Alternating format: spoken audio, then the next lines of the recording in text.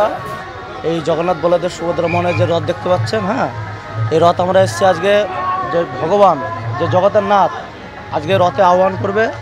সে রথে কেন আহ্বান করবে? যেহেতু যত দেশ বিদেশের মানুষ এখানে আসছে, যারা রথের ধরে নিজের জীবন সার্থক করতে হয়, তারা আজকের দিনে এই রথযাত্রা দর্শন করতে আসবে। যদি কেউ আসতে চায় আসতে পারে।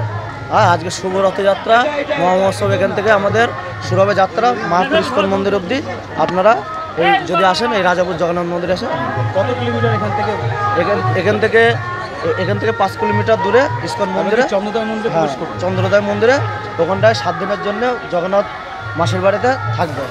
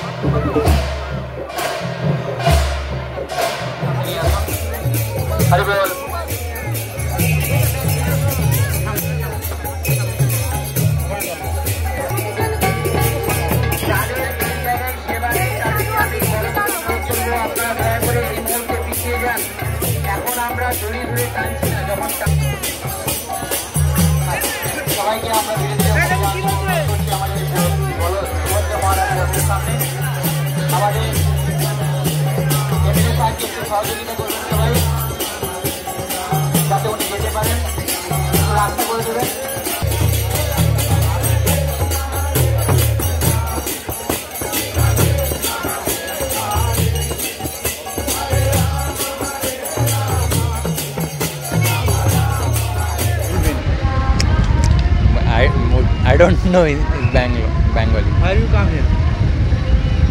Here is going Rath Yatra. How to feel this today? Oh, our Lordship is coming out of the temple and it's giving shower His mercy. So just we are receiving His mercy. That's why we are coming here. First time coming this place? Yes, it's my first time.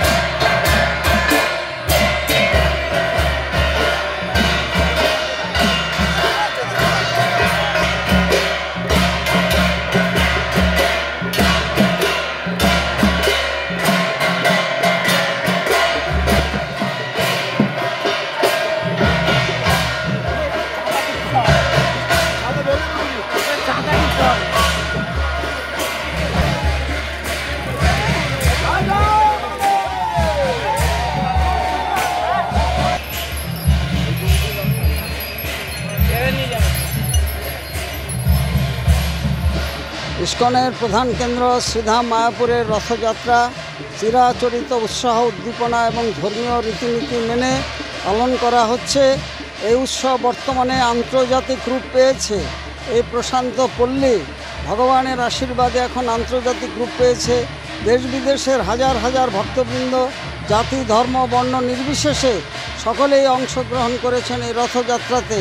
এই রথযাত্রা আমাদের প্রাণের উৎসব এবং এই রথযাত্রার মাধ্যমে একমাত্র ভগবান তিনি সিংহাসন ছেড়ে তিনি রাজপথে চলে আসেন ভক্তদের দর্শন করার জন্য এবং তার স্পর্শ লাভ করার জন্য।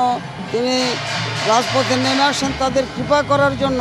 শুধুমাত্র বৎসরে এই দিনেই জগন্নাথ দেবকে রথের রশি ধরার এবং তার পূজা নিবেদন করার জন্য সুযোগ পান ভক্তরা।